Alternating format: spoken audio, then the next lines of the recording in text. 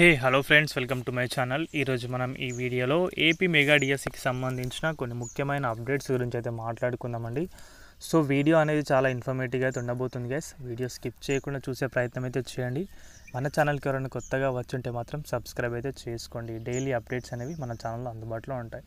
So మ్యాటర్లోకి వస్తే కనుక mega DSC నోటిఫికేషన్కి సంబంధించి వచ్చిన అప్డేట్స్ ప్రకారం అయితే ఈ వారంలో మెగా డిఎస్సి అని చెప్పారు. సో మనం రీసెంట్గా మన సీఎం గారి నోట్ నుంచి కూడా ఇదే మాట అయితే విన్నాం. సో అదేవిధంగా మన న్యూస్ పేపర్ ఆర్టికల్స్లో కూడా ఇదే మాట అయితే వినబడుతుంది. ఈ వారంలో మెగా డిఎస్సి నోటిఫికేషన్ అని చెప్పేసి. సో ఇంతవరకు మెగా డిఎస్సి నోటిఫికేషన్ అనేది జాడే లేదు. ఈరోజు డేట్ అనేది 5th, ఇంకొక 2 డేస్లో ఈ వారం కూడా కంప్లీట్ అయిపోతుంది. సో 6న అని చెప్పారు, 10న అని చెప్పారు. సో చూద్దాం, మరి ఈ డేట్లో ఇన్ని రోజులు ఆగారు కాబట్టి ఒక్కొక్క వారం ఆగితే కూడా ఎలాంటి ఎఫెక్ట్ అయితే పడదు.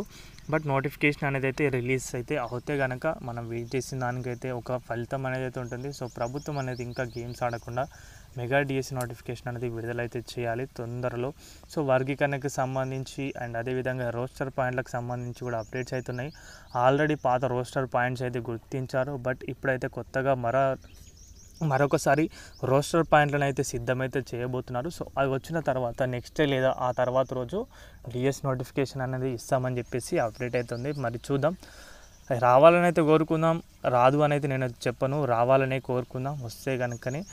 ఎందుకంటే ఇన్ని రోజుల నుంచి వృధాగా సమయం అయితే గడుపుతున్నారు, అంటే ప్రిపేర్ అవుతున్నారు. బట్ డిఎస్సికి ప్రిపేర్ అవ్వే సమయం కంటే ఇంకాస్త సమయం అనేది ఎక్కువగా అయిపోయింది, చాలా సమయం అనేది ఎక్కువగా అయిపోయింది. సో అభ్యర్థులు అనేది చాలా డబ్బులు మనీ అయితే అంటే సమయాన్ని అయితే వృధా చేసుకొని ఎక్కడెక్కడ ఉంటూ వారు మెగా డిఎస్సి అని చెప్పేసి 16,000 పోస్టులు అని చెప్పేసి అయితే ప్రిపేర్ అవుతున్నారు. సో దానంతటికి ఇంత హైప్ ఇచ్చిన ప్రభుత్వం అయితే న్యాయం అయితే చేయాలి.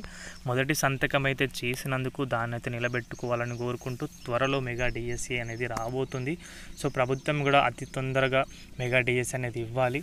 సో ఇది గైస్ అప్డేట్ అయితే కనుక. వీడియో నచ్చితే వీడియోకి అయితే ఒక లైక్ చేయండి. మన ఛానల్కి ఎవరైనా కొత్తగా వచ్చింటే సబ్స్క్రైబ్ అయితే చేసుకోండి. థ్యాంక్స్ ఫర్ వాచింగ్ అందరికీ. బాయ్.